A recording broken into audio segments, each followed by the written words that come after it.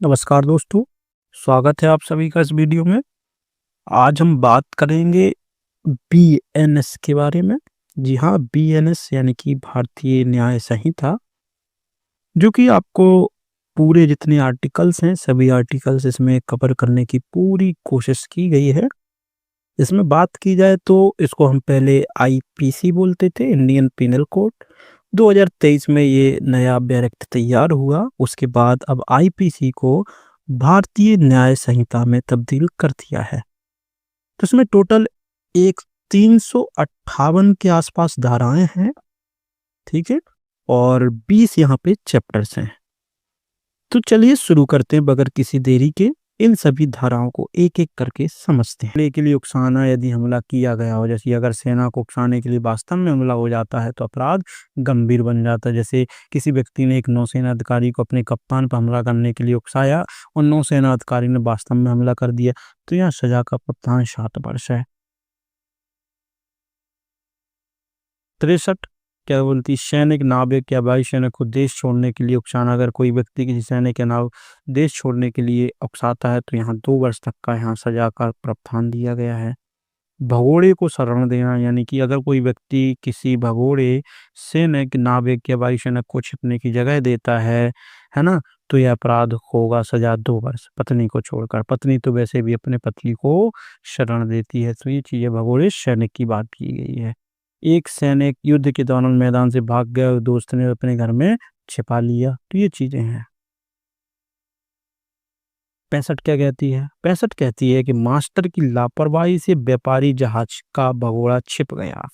Master मतलब जो आपके उसमें रहते हैं, थल सेना, मतलब कह सकते हैं जो पानी में चलने वाले कप्तान होते हैं, ठीक है। अगर किसी जहाज के मास्टर की लापरवाही के कारण कोई भगोड़ा जहाज पर छिप जाता है तो अपराध होगा और यहाँ 3000 रुपये तक का जुर्माना है। किसी व्यापारी जहाज पर एक भगोड़ा सैनिक छिप रहा है लेकिन कप्तान ने इस पर ध्यान नहीं दिया, मतलब जैसे नौसेना की बात करो, ठीक है। नौसेना का कोई युद्ध चल रहा है, कोई एक सैनिक उठ करके किसी एक ट्रेड वाले आपके उसमें जहाज में जाकर के छुप जाता है, तो यहाँ पे कप्तान के ऊपर सजा होगी। सजा में 3000 रुपए का जुर्माना है और ज़्यादा नहीं है, क्योंकि उसकी जानकारी का अभाव है। 66 कहती है सैनिक, नाविक, वायु सैनिक द्वारा अवज्ञा यानी कि आदेश ना पालन करने के कार्य के लिए उकसाना। अगर कोई व्यक्ति सैनिक को आदेश ना मानने के लिए उकसाता है कि भाई भारत सरकार कोई आदेश भेज रही है तुम मत मानो, तो ऐसी स्थिति में 2 वर्ष का जुर्माना किसके, उस व्यक्ति के ऊपर है। 67 बोलता है कुछ अधिनियमों के अधीन व्यक्ति, वायुसेना अधिनियम 50, सेना अधिनियम 50, नौसेना अधिनियम 27-57 के अध्ययन कोई व्यक्ति इस अध्याय में परिभाषित अपराधों में से किसी के लिए संहिता के अधीन दंडनीय नहीं होगा। सीधी सी बात यह है कि यहाँ पे इन लोगों के लिए अलग अलग अधिनियम बनाए हैं, उन अधिनियमों के तहत ही सेना के लोगों को दंड दिया जाएगा, है ना। इसके तहत नहीं दिया जाएगा क्योंकि ये सामान्य नागरिक संहिता है, सामान्य लोगों के लिए है, ये विशेष लोग हो जाते हैं, तो इनकी अधिनियमों के तहत यहाँ सजा का प्रावधान है। 68 कहती है सैनिक, नाविक, वायु सैनिक द्वारा उपयोग किए जाने वाली पोशाक पहनना या टोकन ले जाना। मतलब अगर कोई व्यक्ति बिना अधिकार के सेना की वर्दी पहनता और पहचान चिन्ह दिखाता है तो यह अपराध होगा। भाई आप सैनिक नहीं हो फिर भी सेना की वर्दी पहन के लोगों को बेवकूफ़ बना रहे हो, या ऐसा कोई प्रश्न चिन्ह चिन्ह दिखा रहे हो, टोकन दिखा रहे हो कि मैं ही सैनिक हूँ, तो ऐसी स्थिति में वर्दी पहनने पर 3 माह की सजा रहेगी। अब बढ़ते हैं चुनाव से जुड़े हुए मामलों में। जब चुनाव में कोई घटनाएं घटती हैं तब यहाँ पे ये धाराएं दी गई, 8 धाराएं करीब हैं, देखते हैं। उम्मीदवार, चुनावी अधिकार और परिभाषित। देख, उम्मीदवार किसे कहते हैं? उम्मीदवार वह व्यक्ति होगा जो किसी निर्वाचन में यानी कि चुनाव में उम्मीदवार के रूप में नामांकन कराता था, ठीक है। चुनावी अधिकारी किसे कहेंगे? जो निर्वाचन में उम्मीदवार के रूप में खड़े होने से है। निर्वाचन में चुनावी अधिकार, अधिकारी की बात नहीं है, चुनावी अधिकार किसे कहते हैं, है ना। तो चुनावी अधिकार वही होते हैं जो किसी उम्मीदवार को दिए जाते हैं चुनाव के दौरान, ठीक है। 2 परिभाषाएं रहती हैं इसमें। 70 क्या है? रिश्वतखोरी की बात करते हैं। अगर कोई व्यक्ति किसी सरकारी अधिकारी या चुनाव संबंधित व्यक्ति को रिश्वत देता है या लेता है तो अपराध होगा। तो उस व्यक्ति को वोट खरीदने के लिए पैसे बांटना, ये सभी चीजें रिश्वतखोरी में गिनी जाती हैं। चुनाव की संबंधित 100 धारा 70 के तहत उस पर कार्रवाई की जाती है। चुनाव में कुछ अनुचित प्रभाव डाल रहा है कोई, अगर कोई व्यक्ति जबरदस्ती डराने धमकाने, कोई प्रलोभन देकर वोट देने लेने के लिए मजबूर करता है, तब अपराध होगा। से एक नेता ने धमकी दी कि अगर लोग उसे वोट नहीं देंगे तो उसकी नौकरी छीन लेंगे, तो ये अनुचित प्रभाव के लिए दी गई है धारा। 72 नंबर की धारा, चुनाव में प्रतिरूपण, यानी कि किसी की कॉपी करना। अगर कोई व्यक्ति किसी और के नाम से वोट डालता है तब यह अपराध होगा। जैसे रमेश ने राजेश के नाम पे फर्जी वोट डाला। ये जनरली आपने देखा, सबसे ज्यादा देखने को मिलता है कि कोई व्यक्ति मृत हो चुका है फिर भी उसका वोट डाला जा रहा है, तो चुनाव में प्रतिरूपण हो रहा है। ठीक। 73 रिश्वतखोरी के लिए सजा। अगर कोई व्यक्ति रिश्वत लेता देता है और उस धारा के तहत दंडित किया जाएगा, और उसमें 1 वर्ष और जुर्माना की बात की। चुनाव की ही बात कर रहे हैं, चुनाव में रिश्वतखोरी है ना। चुनाव में अनुचित प्रभाव प्रतिरूपण के लिए सजा। तो ऊपर क्या दिया गया था, केवल परिभाषाएं दी गई थी, अब उनकी सजाओं के लिए आर्टिकल दिए गए हैं कि भाई अगर प्रतिरूपण किया है, अनुचित जाली वोट डाले हैं तो 1 वर्ष के लिए, है ना। 75 क्या बोलती, चुनाव के संबंध में गलत बयान। अगर कोई व्यक्ति चुनाव से जुड़ा हुआ कोई गलत जानकारी, मिथ्या बयान देता है तब भी यहाँ अपराध होगा। इसके लिए सजा क्या है, जुर्माना दिया जाएगा। हलफनामे में झूठी संपत्ति दिखा दी। 76 क्या कहती है, चुनाव के संबंध में अवैध भुगतान। अगर कोई व्यक्ति चुनाव में खड़े उम्मीदवार को बगैर जानकारी किसी उसकी छवि धूमिल करने के लिए किसी को रिश्वत देता है या भुगतान करता है, तब यहाँ पे 10,000 रुपये जुर्माने की प्रावधान दी गई है कि भाई ए व्यक्ति बी व्यक्ति को धूमिल करने के लिए सी को कुछ रुपए दे रहा है कि इसकी इज्जत को गिराओ, तो इस तरीके के लिए 176 धारा लगती है। 77 बोलती है चुनाव खाते रखने में विफलता। कोई व्यक्ति, कोई विधि का बल रखने वाला व्यक्ति या उम्मीदवार यदि अपने चुनावी खर्चे का सही रिकॉर्ड नहीं रखता, झूठी जानकारी देता, तब भी अपराध होगा, 5,000 तक का जुर्माना होगा। तो हमें चुनाव में होने वाले खर्चे आय व्यय का यहाँ पे संतुलन बना के रखना होता है, या कह सकते पूरा डेटा रखना होता है। चलते हैं अगले अध्याय में। सिक्के, बैंक के नोट, मुद्रा और सरकारी टिकट, जिसको बॉन्ड भी कह सकते हो, इनसे संबंधित कोई भी अपराध होते हैं तो 178 से 188 धाराओं के बीच सम्मिलित देखने को मिलता है। बढ़ते हैं 178 पे। नकली सिक्का, सरकारी टिकट यानी बॉन्ड, करेंसी नोट या बैंक नोट की बात की जा रही है। अगर कोई नकली सिक्का, जाली सरकारी टिकट या स्टाम्प, जाली करेंसी या नकली नोट बनाता है या उपयोग करता है तो ये अपराध होगा। नकली कुछ भी बना रहे हो तो अपराध होगा। ये व्यक्ति ने नकली 500 के नोट छाप कर बाजार में चलाने की कोशिश की, मतलब वो अपराध कर रहा है। ठीक है। 79 ये बोलता है कि सिक्के, सरकारी stamp, currency note, bank note का असली, जाली, नकली के रूप में उपयोग करना। यदि कोई व्यक्ति असली, नकली या जाली मुद्रा का आयात निर्यात, खरीद व बेच करके धोखाधड़ी करता है तो यह अपराध होगा। उसमें आजीवन कारावास की सजा का प्रावधान दिया गया है। सीधी बात है, किसी ने छापा, बात अलग है, आप उसको यूज कर रहे हो, आपको पता भी है फिर भी उसको यूज करते चले जा रहे हो, या आयात कर रहे हो, इम्पोर्ट कर रहे हो, खरीद रहे हो, बेच रहे हो, तो ये उसके लिए हो गई है। जैसे एक दुकानदार को किसी व्यक्ति ने नकली नोट देकर सामान खरीद लिया।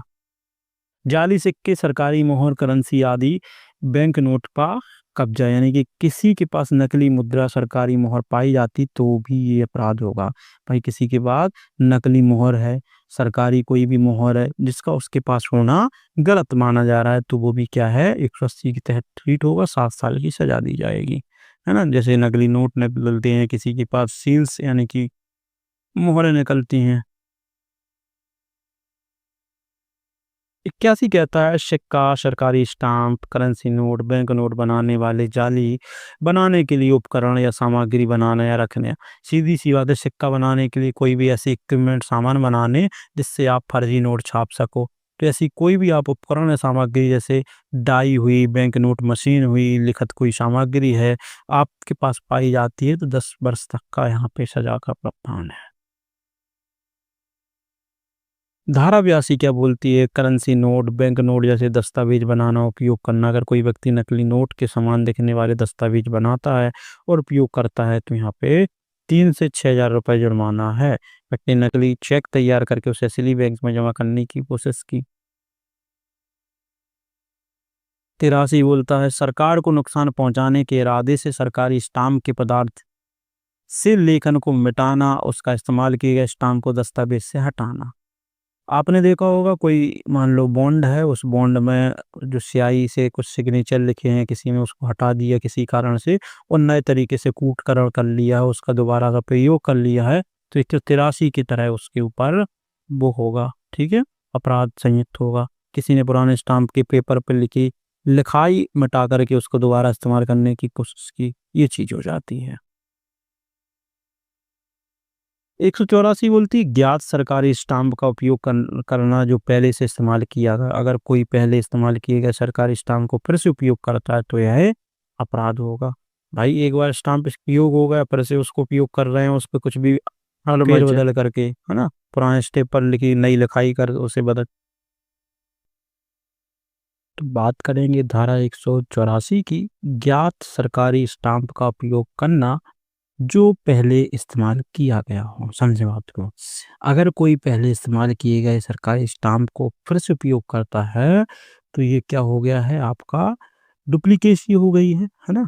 तो इसके लिए 2 साल की सजा है। जैसे एक व्यक्ति पुराने स्टाम्प पर पेपर पे नई लिखाई कर उसे दस्तावेज की तरह दिखाता है, इस्तेमाल करता है, तो ये भी अवैध माना जाता है। बढ़ते हैं आगे, धारा 85 क्या कहती है इसको समझते हैं। उस चिन्ह को मिटाना जो दर्शाता है कि स्टाम्प का उपयोग किया गया है। मतलब किसी स्टाम्प को उपयोग किया जाता है तो उस पे कुछ मोहरें लगती हैं, तो उन चिन्हों को मिटा दिया। अगर कोई व्यक्ति किसी स्टाम्प के उपयोग के कुछ निशान को छील कर मिटाकर उसे फिर से प्रयोग करने की कोशिश करता तब भी अपराध होगा, सजा 3 साल। ठीक है, बढ़ते हैं आगे। 86 बोलती काल्पनिक स्टाम्प का निषेध, यानी कि कोई व्यक्ति नकली या गैर आधिकारिक स्टाम्पों का निर्माण या वितरण करता है तो यह अपराध होगा। देखें कैसे। 87 बोलती है कि टकसाल में कार्यरत व्यक्ति सिक्के का वजन या संरचना कानून द्वारा निर्धारित वजन से भिन्न बनाता है। टकसाल का मतलब समझते हैं। टकसाल का मतलब जहाँ सिक्के तैयार होते हैं, ठीक है, सिक्के तैयार होते हैं उस स्थान को टकसाल बोलते हैं। अगर कोई सरकारी टकसाल में काम करने वाला व्यक्ति सिक्कों को तय मानकों से कम या ज़्यादा वजन का बनाता है तब भी ये अपराध होगा, सजा 7 वर्ष। जैसे तय मानक है 5 ग्राम का 1 रुपए का सिक्का, अब वो 6 ग्राम का बनाए या 4 ग्राम का बनाए तो क्या है, ये एक अपने आप में अपराध माना जाएगा। 88 क्या बोलती, टकसाल से सिक्का बनाने के उपकरण को गैर कानूनी तरीके से लेना या चुराना, है ना। टकसाल से ये सिक्का बनाने वाली मशीन या कोई भी उपकरण का चोरी करता है तब 7 वर्ष की सजा और जुर्माना का प्रावधान दिया गया है। ठीक है, अध्याय 11 क्या कहता है, सार्वजनिक शांति के विरुद्ध अपराध। ये धारा 189 से लेकर के 197 के बीच यहाँ दर्शाया गया है। तो देखते हैं कि धारा 189 क्या कहती है। धारा 189 कहती है गैर कानूनी जमावड़ा, यानी कि 5 या अधिक उससे अधिक व्यक्तियों का जमाव विधि विरुद्ध जमाव के रूप में नामांकित होगा। मतलब विधि के विरुद्ध या विधि से परमिशन नहीं ली। जैसे कभी कभी आपने देखा हो जुलूस निकलता है, कोई रैली निकलती, तो सरकार से यानी कि पुलिस डिपार्टमेंट से परमिशन लेनी होती है। तो गैर कानूनी तरीके से आप जमावड़ा लगाते हो तो उसको विधि विरुद्ध जमाव बोलते हैं। अगर कोई व्यक्ति कोई समूह गैरकानूनी तरीके से इकट्ठा होता है और शांति भंग करने की आशंका होती है तो यह एक अपराध होगा। इसके लिए भाई गैरकानूनी जमावड़ा के तहत 189 में 2 साल का जो है सजा और जुर्माना का प्रावधान है। ठीक है, जैसे 90 क्या बोलती है, गैर कानूनी सभा का प्रत्येक सदस्य सामान्य उद्देश्य के अभियोजन में किए गए अपराध का दोषी होगा। समझे बात को, कि अगर गैर कानूनी सभा में कोई भी अपराध किया जाता है, भाई आपने तो सरकार से परमिशन ली नहीं है और उसमें कोई भी अपराध होता है तो सभा में शामिल जितने भी व्यक्ति हैं सभी उस अपराध के दोषी कहलाएंगे। जैसे भीड़ ने एक सरकारी कार्यालय को आग लगा दी तो समूह में शामिल सभी लोगों को अपराधी माना जाएगा। अब समझते हैं बलवा 191, ये इम्पोर्टेंट है ना। देखें, जब किसी विधि विरुद्ध जमाव द्वारा सामान्य उद्देश्य को अग्रसर करने के लिए बल या हिंसा का प्रयोग किया जाता है, तब ऐसे जमाव का प्रत्येक व्यक्ति बलवा करने का अपराध का दोषी माना जाता है। सीधी बात समझें, बलवा की परिभाषा है कि कोई व्यक्ति का समूह जो विधि विरुद्ध तरीके से जमाव बनाया, उसके बाद उन्होंने किसी विशेष स्थान पे जाकर के दंगा कर दिया है, तो उस दंगे को बलवा बोला जाएगा। ठीक है? क्या होता है इसमें? तो यही सदस्य घातक हथियारों से युक्त होता है, तब सज़ा अधिकतम दी जाती है। बलवा में ही अगर ये हथियार भी हैं तो सज़ा बढ़ जाती है 2 से 5 वर्ष तक की, है ना? किसी भीड़ ने पुलिस स्टेशन पर हमला किया और वाहनों को जला दिया।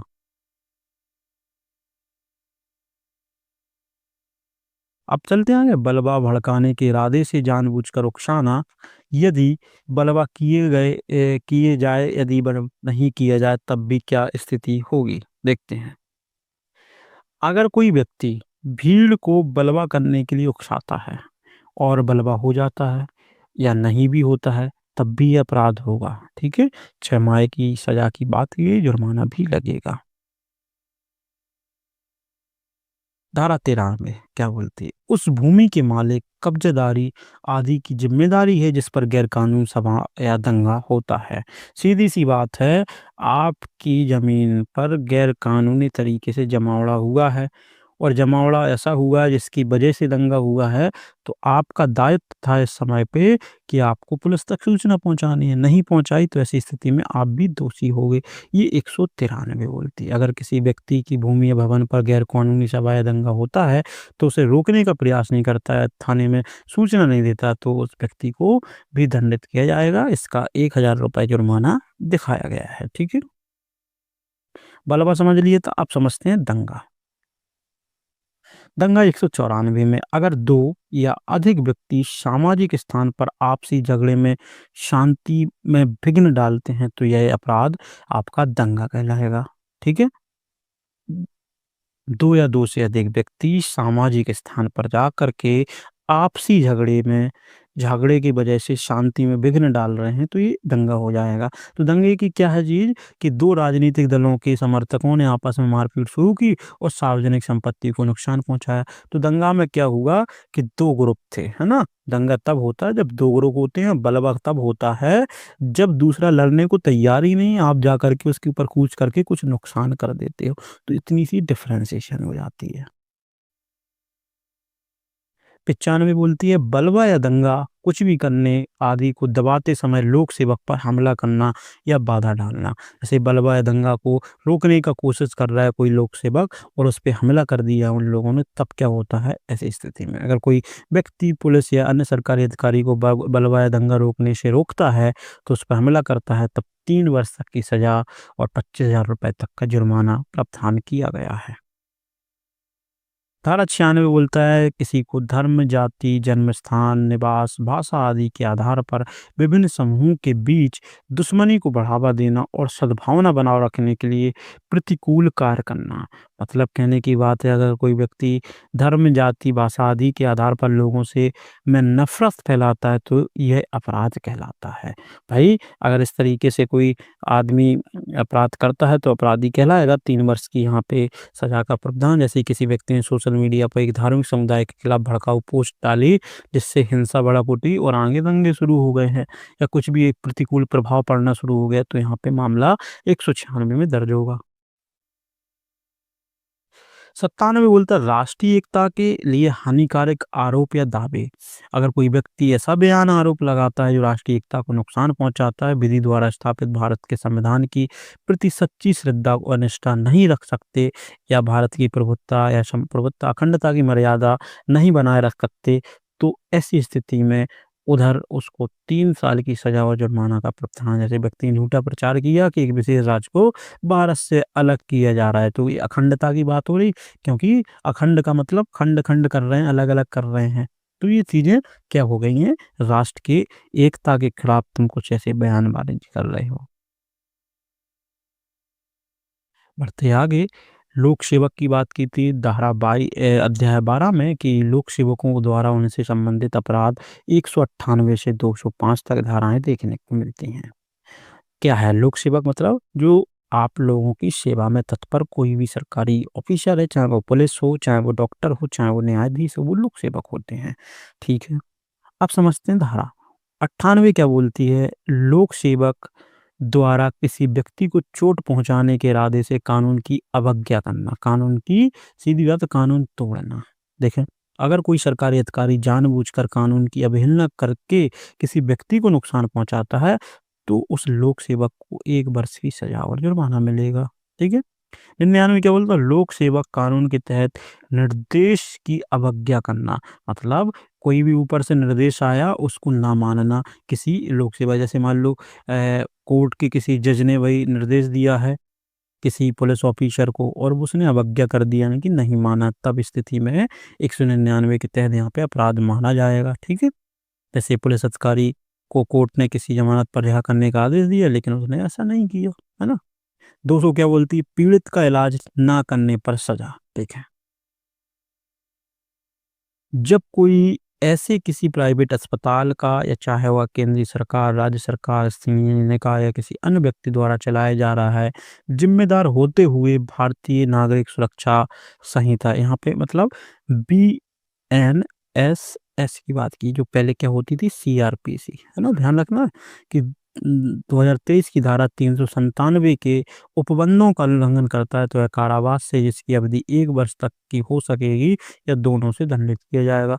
मतलब ये है आपने किसी भी व्यक्ति को कैद में रखा है या पकड़ा है, वो अगर मान लीजिए बीमार है तो आपकी ज़िम्मेदारी है उसको सही ट्रीटमेंट देना। नहीं देते हो तो धारा 397 सीआरपीसी के तहत ये उल्लंघन माना जाता है सेफ्टी का। 201 बोलती लोक सेवक चोट पहुँचाने के इरादे से गलत दस्तावेज़ तैयार कर रहा है। जैसे अगर कोई सरकारी अधिकारी किसी को नुकसान पहुँचाने के लिए गलत दस्तावेज़ तैयार करता है तब ये क्या होगा? अपराध होगा, 3 साल की सज़ा और जुर्माना का प्रावधान होगा। 202 बोलती है लोक सेवक अवैध रूप से व्यापार में संलग्न यानी कि अगर कोई सरकारी अधिकारी कानून का उल्लंघन करके किसी व्यावसायिक गतिविधि में शामिल होता है तो यह अपराध होगा। कोई भी सरकारी अधिकारी कानून का उल्लंघन करके किसी व्यावसायिक गतिविधि में शामिल होता है तो ये अपराध होगा। सीधी सी बात है लोक सेवक अवैध रूप से व्यापार में संलग्न नहीं हो सकता है। जैसे एक सरकारी अफसर ने गुप्त रूप से अपने पद का दुरुपयोग करके एक प्राइवेट कंपनी में निवेश कर दिया तो इससे क्या होता है कि ये गलत माना जाता है। सीधी सी बात यही है कि लोक सेवक होते हुए आप ऐसे कोई भी काम नहीं कर सकते जिससे आपकी लोक सेवक होने की जो वो है आपकी छवि है वो धूमिल हो जाए या उसका ज़्यादा बेनिफिट ले जाओ आप। 203 लोक सेवक गैर कानूनी तरीके से संपत्ति खरीदना या बोली लगाना। अगर कोई सरकारी अधिकारी अपनी शक्ति का दुरुपयोग करके गैर कानूनी रूप से संपत्ति खरीदता या बोली लगाता है, खुद या अन्य के नाम पर भी खरीदता हो तब भी ये अपराध होगा। अधिकतम 2 वर्ष की सजा और जुर्माना, संपत्ति भी जब्त कर ली जाएगी जो उसने खरीदी है। जैसे एक तहसीलदार ने अपने अधिकारी शक्ति का उपयोग करके सरकारी जमीन की नीलामी में गुप्त रूप से हिस्सा लिया।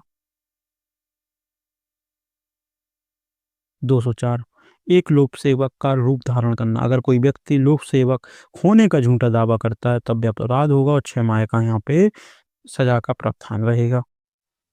205 कहती है धोखाधड़ी के इरादे से लोक सेवक द्वारा उपयोग की जाने वाली पोशाक पहनना या टोकन रखना।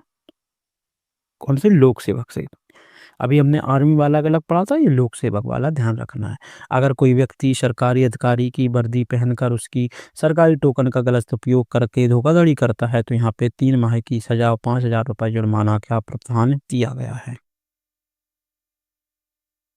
अध्याय 13 पे चलते हैं। अध्याय 13 लोक सेवकों की विधिक प्राधिकरण की अवमानना यानी कि कानून की अवमानना करने पर क्या प्रोसीजर है यहाँ पे बताया गया अध्याय 13 में। किसके द्वारा? लोक सेवकों के द्वारा। देखते हैं 206 समन या अन्य कार्रवाई से बचने के लिए फरार होना। जैसे अगर कोई व्यक्ति समन यानी कि जो जिसका न्यायालय का बुलावा बोलते हैं, समन अच्छा पता होना चाहिए जब हमारा सिविल सूट दाखिल होता है तो समन जारी होते हैं और जब आपके खिलाफ कोई मान लो एफआईआर होती है जो क्रिमिनल है तो आपके खिलाफ वारंट जारी होते हैं। ठीक है?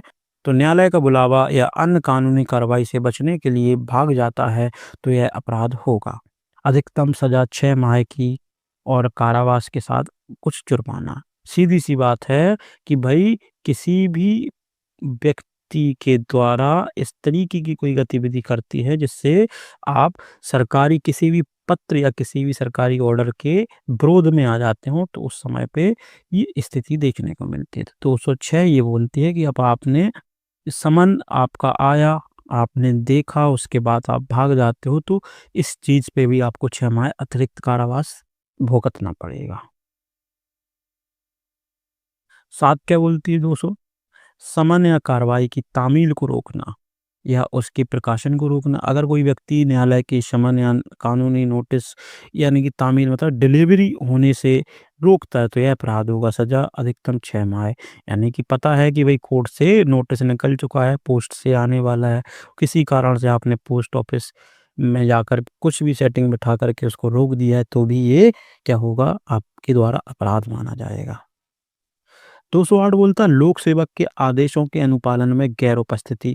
यानी कि अगर कोई व्यक्ति किसी न्यायालय या सरकारी अधिकारी के आदेश का पालन करने के तय समय पर उपस्थित नहीं होता तब भी ये अपराध होगा। भाई जितने समय पे उन्होंने बोला 27 तारीख तक आपको हाजिर होना तो होना है, तो इस चीज़ पे भी ध्यान देना है, तो 1 से 6 माह तक का कारावास यहाँ पे लगता है।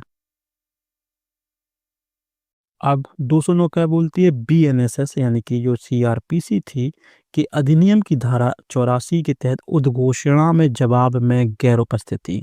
यानी कि धारा 84 के तहत जो उद्घोषणा या कह सकते हो आप तक कुछ सूचना पहुंचा रही है तो उसके जवाब में आप गैर उपस्थित हो गए हो, तब क्या होगा। देखें, अगर कोई व्यक्ति उद्घोषित अपराधी कानूनन उद्घोषणा के बावजूद गैर हाजिर रहता है तो उसे दंडित किया जाएगा। भाई आपके ऊपर कोई चार्ज फ्रेम हो चुके हैं, है ना? और आपको बार-बार सूचना भेजाई जा रही है और आपको पता होते हुए भी उस चीज़ की अवज्ञा कर रहे हैं, गैर हाजिर हो रहे हैं, या मान लीजिए आपको बेल दी गई है। बेल दी गई है कि आपको समय-समय पर तारीखें करनी होगी, पता है, लेकिन आप फिर भी गैर हाजिर हो रहे हो, तो इसका मतलब क्या है? आप यहाँ पे अपराधी बन गए हो और यहाँ पे आपके लिए अलग से कार्रवाई हो सकती है, 3 से 7 वर्ष की सज़ा और जुर्माना होगा।